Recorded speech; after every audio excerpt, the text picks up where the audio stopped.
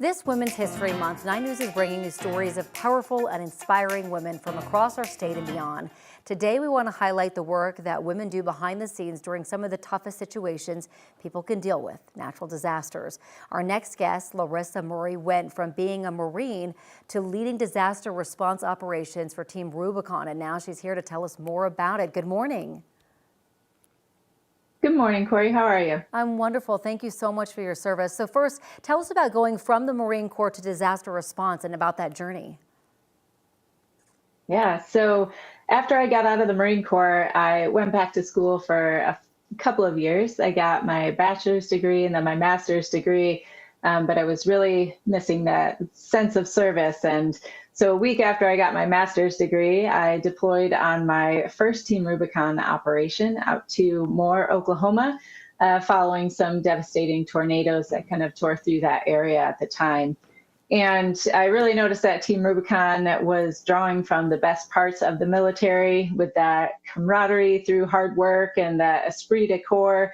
And so I got hooked and I started deploying more, attending more events, and became an instructor for our Team Rubicon's capabilities.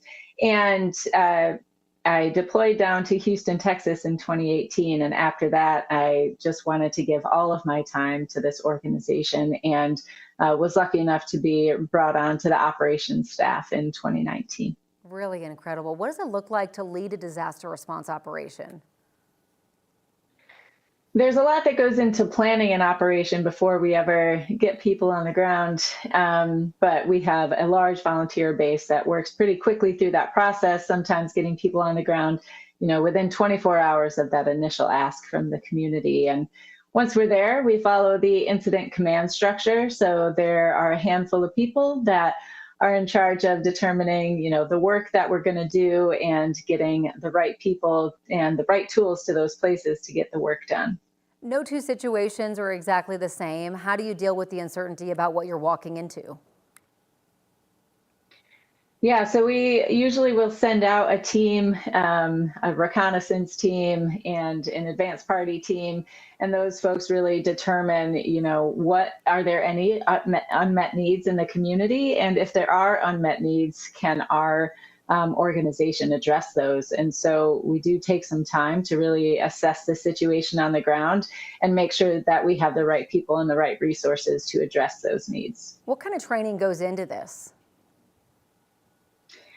So in order to sign up to be a volunteer, you don't need to have any prior training. But once you do sign up, there are a number of training opportunities that you could pursue, depending on what type of work you want to do within the organization. So if you want to go out and, just do that hard work every day, we do have some core operations training that you can take. If you want to be one of those leaders in the field, we have training for that too. Whether you just want to operate a chainsaw all day, we also have training for that. So depending on where that volunteer wants to go with their journey, we'll support them as best we can. Real quick, what would you say to women who are interested in getting into something like this and how people can learn more about the work that Team Rubicon does? Yeah, I'd say if you are interested in this or if you have a desire to serve, there's a place for you in Team Rubicon. And so all you have to do is go to our website, which is teamrubiconusa.org. And from there, you can read more about our mission, read more about the organization. You can sign up to volunteer there, or you can donate. You really are inspiring. Thank you so much for joining us this morning.